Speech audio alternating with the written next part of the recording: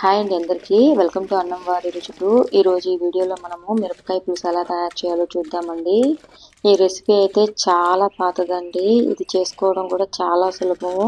ఒకే ఒక పాత్రలో అయిపోద్దండి రెసిపీ అంతా। అలాగే 3 డేస్ వరకు నిలువ ఉంటుంది। ఒక్కొక్కసారి ఫీవర్ వచ్చినా కానీ జలుబు చేసినా కానీ ఏమి తినబుద్ధి కాదు కదా నోటికి, అలాంటప్పుడు ఇది కానీ చేసుకొని తింటే ఎంత అన్నం తింటామనేది కూడా తెలియదండి, అంత బాగా కమ్మగా సగిస్తుంది అన్నమాట అన్నము। ఈ రెసిపీ అయితే మాత్రం ప్రతి ఒక్కరు ఖచ్చితంగా ట్రై చేయాల్సిన రెసిపీ అండి, అంత బాగుంటుంది। మా సైడ్ అయితే దీన్ని మిరపకాయ పులుసు అంటామండి, ఒక్కొక్క ప్రాంతంలో ఒక్కొక్క రకంగా పిలుస్తారంట। అలాగే మీ సైడ్ ఏమంటారో ఖచ్చితంగా కామెంట్ చేయండి। ఇది చేసుకోవడానికి అయితే టమోటా ఆనియన్ ఉంటే చాలండి, కూరగాయలు కూడా ఏం అవసరం లేదు। ఒక 4 టమోటాలు ఒక 2 ఆనియన్స్ తీసుకొని కట్ చేసుకోవాలి। ఇప్పుడైతే మాత్రం మనం రకరకాల కూరలు తింటున్నాం కానీ పాత రోజుల్లో అయితే ఈ కూరని చాలా ఎక్కువగా తయారు చేసుకునే వాళ్ళంటండి। ఎందుకంటే ఒకటి ఖర్చు తక్కువ, అలాగే చాలా త్వరగా అయిపోతుంది, తయారు చేసి పెట్టుకుంటే 3 డేస్ వరకు ఉంటుంది కాబట్టి దీన్ని చాలా ఎక్కువగా తయారు చేసుకునే వాళ్ళంట। ఇది సంగటిలో కానీ అన్నంలో కానీ దేంట్లోకైనా కానీ చాలా బాగుంటుందండి। ముందుగా అయితే పొయ్యి వెలిగించుకొని ఇలా ఒక మట్టి పాత్ర పెట్టుకొని కొంచెం నూనె వేసుకొని, నూనె వేడెక్కిన తర్వాత ఆవాలు వేసుకోవాలి। అలాగే మనం కట్ చేసి పెట్టుకున్న ఆనియన్స్ కూడా వేసుకొని వేగనివ్వాలి। వీడియో చూస్తున్న ప్రతి ఒక్కరూ వీడియోని లైక్ చేసి మన ఛానల్ని సబ్స్క్రైబ్ చేసి పెట్టుకోండి। మన ఛానల్లో అయితే రెగ్యులర్గా ఇలాంటి పాత వంటలు ఎప్పటికప్పుడు చూపిస్తూ ఉంటామండి, మంచి పల్లెటూరు వాతావరణంలో చేసినవి।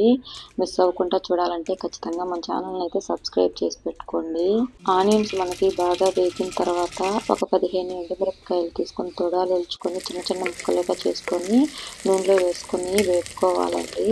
అలాగే దీంట్లో ఒక 2 రెమ్మల కరివేపాకు కూడా వేసుకోవాలి। ఇప్పుడు దీంట్లోకి మనము 1 స్పూన్ ధనియాలు, 1/2 స్పూన్ జీలకర్ర, అలాగే ఒక 1/2 స్పూన్ మెంతులు తీసుకొని ఇవన్నీ వేసేసుకోవాలండి।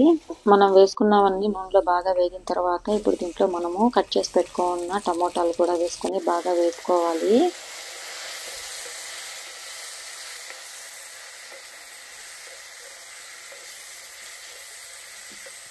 అలాగే దీంట్లో రుచికి సరిపడినంత కల్లుప్పు, ఒక 1/2 స్పూన్ వరకు పసుపు, కొంచెం చింతపండు వేసుకోవాలండి।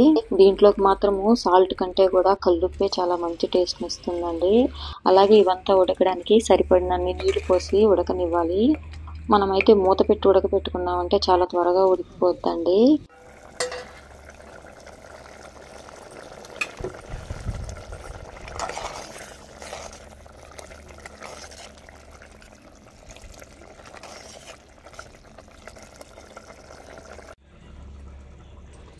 మనకి టమోటాలు మిరపకాయలు అన్నీ బాగా ఉడికిపోయిన తర్వాత మనము దీన్ని దించేసుకోవచ్చండి। దించేసుకొని దీంట్లో ఎక్స్ట్రా వాటర్ ఉన్నాయి కదా, ఈ వాటర్ని అంతా వంచి పక్కన పెట్టుకోవాలండి। దీన్ని మళ్ళీ మనం ఉపయోగించుకుంటాము। ఇలాగే వాటర్ పెట్టుకొని ఎన్నించుకున్నామంటే ఖచ్చితంగా మొహం మీద కళ్ళల్లో పడిపోతాయి, అందుకే ఇవి ఉంచుకొని పక్కన పెట్టుకొని మిరపకాయలని టమోటాలని బాగా ఎన్నుకోవాలి ముద్దకంతో।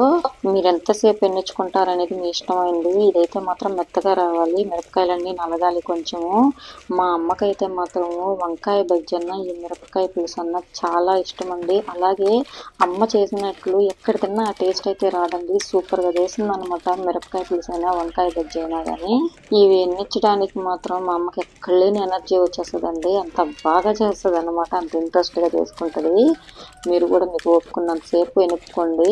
ఇంకొకటి కూడా అండి, దీంట్లో ఏంటంటే ఇలా కట్టెల పొయ్యి మీద ఈ మట్టి పాత్రల్లో చేసుకొని ఇలా ముద్దకం అంతా ఎన్నించుకుంటే అప్పుడు దీని టేస్ట్ ఉంటుందండి, ఎక్కడికో వెళ్ళిపోద్ది అన్నమాట దీని టేస్ట్।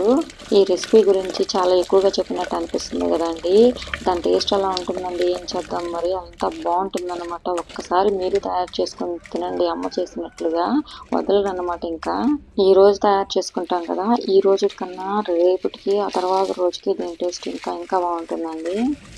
నేను ఇంకెన్ని చెప్తున్నా కానీ మా అమ్మ అయితే ఆపదన్నమాట, ఇంకా ఎన్నిస్తూనే ఉంటుంది దీన్ని। ఇలా మిరపకాయ పులుసు కానీ వంకాయ బజ్జీ కానీ లేదంటే పప్పు పులుసు ఇలాంటివి చేసినప్పుడు ఎన్నించుకుంటారు కదా, ఇలా ఎన్నించేటప్పుడు ఏదో ఒక రోజు ఖచ్చితంగా ఈ అటికని పగలగొట్టేస్తుంది అని అనిపిస్తుంటుందండి, ఆ విధంగా ఎన్నిస్తుంటుంది అనమాట। ఈ అటికి అయితే ఏదో ఒక రోజు మూడిందని నాకు అర్థం అయిపోతుంది, ఈ రకంగా ఈ ముద్దకంతో కొట్టి దీన్ని ఏదో ఒక రోజు అయితే పగలగొట్టేస్తుంది। ఎన్నించుకొని ఓపికంతా అయిపోయిన తర్వాత మనము పక్కన పెట్టుకున్నాం కదా నీళ్లు, అవి పోసేసుకోవాలండి దీంట్లో।